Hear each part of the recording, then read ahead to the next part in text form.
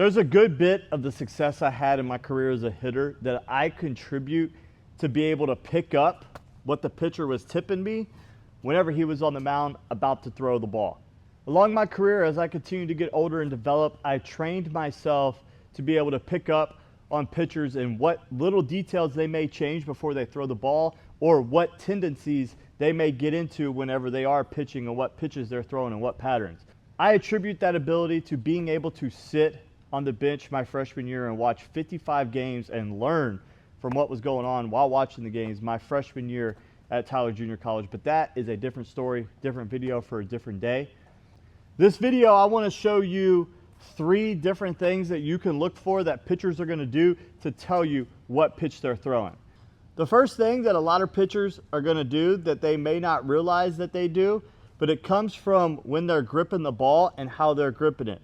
Their throwing arm elbow, whether they're a righty or a lefty, when they're set, no matter where that hand position is, whether it's high or low, or they have their glove sideways, if you watch their forearm and their elbow, the angle that it's at will start to tell you what pitch they are going to throw.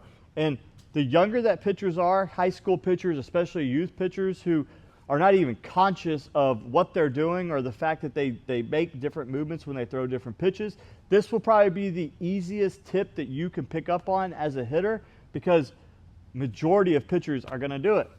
So you'll see their elbow being a little bit more flared out whenever they're throwing a fastball because of their grip being across the ball. But when they really try to grip the ball and turn into grabbing it like a curveball, like presetting it, you'll see that elbow start to turn down. So the thing I looked for was the angle of the elbow in relation to the body, but I also looked for space here in the armpit. How much space can I see, daylight can I see going past his body from where his elbow is? Even guys that are turned here, you have a big window, you have a small window. If I'm straight up, no window, small window. So just learning the different angles of where his elbow is in relation to grabbing the ball, gripping the ball, is a good indicator of what pitch he's going to throw you. The second tip is going to be with the glove. The glove and the glove position is the second indicator to help you as a hitter knowing what pitch the pitcher is going to throw. You see here that I have the trapeze web here on my glove, but for guys that have like the T-shaped web, sometimes, believe it or not, you may be able to see through those holes here and be able to pick up on just the grip or the laces of the ball in the pitcher's glove. That's a little bit more advanced, and as you guys get older, pitchers are smart and do start using these kind of webbed gloves where you can't see into the glove as protection.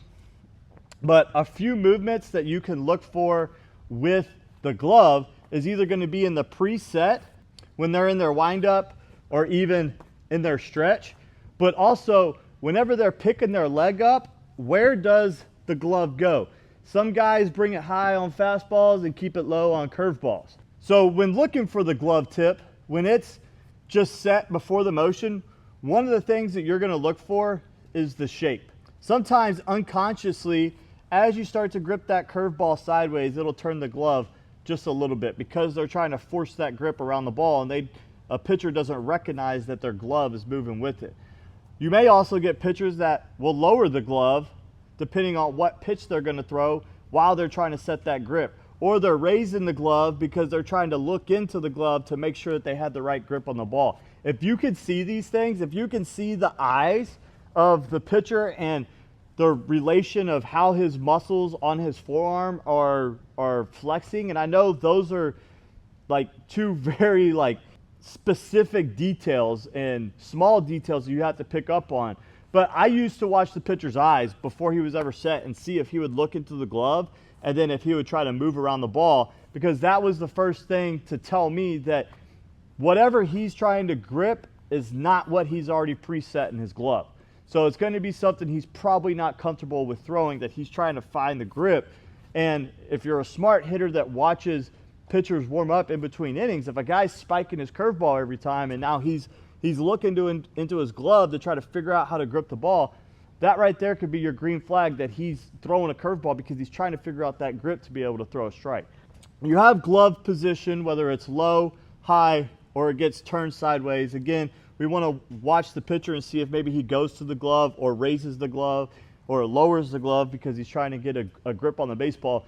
Those are tendencies right away of the pitcher telling you what pitch he's going to throw. But once he goes into his windup or even from the stretch and it's now time to pick his leg up and deliver the ball, you're going to have pitchers that, depending on where they set with their hands may move or they may not move. So some guys will set low and stay low and break and go. Some guys will stay high and break high and go. So you have to figure out, are they up, down, break? Are they low, break, high, break?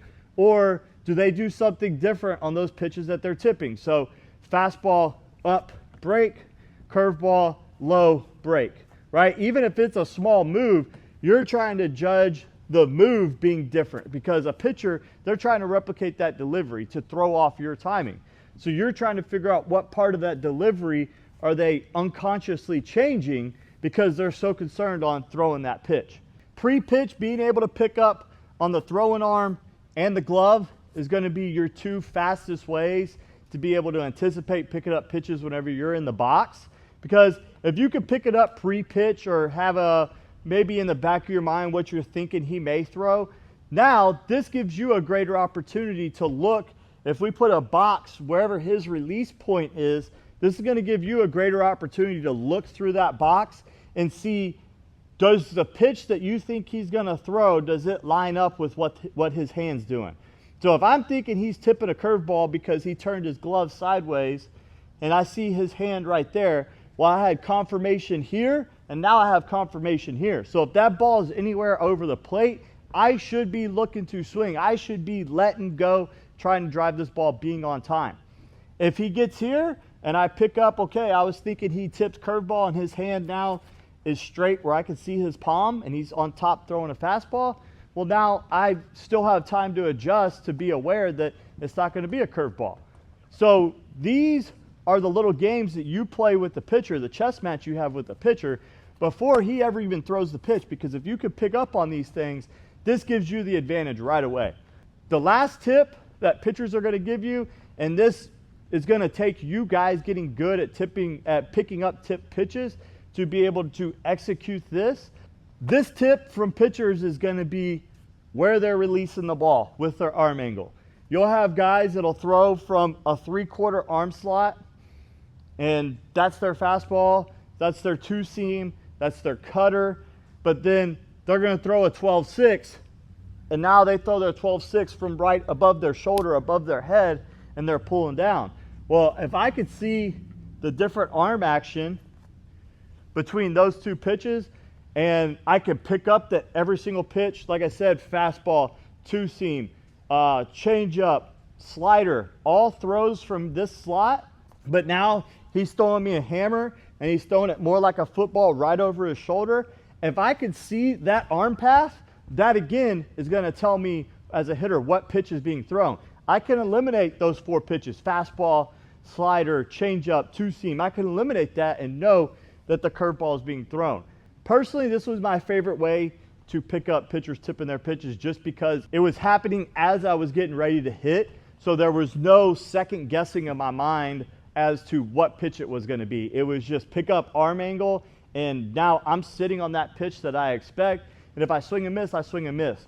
But one of my good buddies, and if he watches this video, he might crack up at this.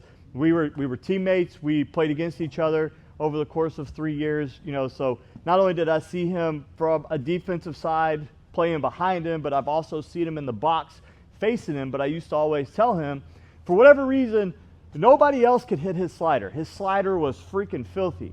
But I could hit his slider, and I could hit his slider because he tipped it from the fastball. So he was like here, would be right, like real tall, would kind of raise up with his elbow and then come straight off the top with his fastball. And he was like 89, 90, 91, 92, like that was where he sat. So good velocity, coming over the top, putting a lot of spin on the ball, so his ball almost seems like it has that rising effect because he's throwing straight over the top.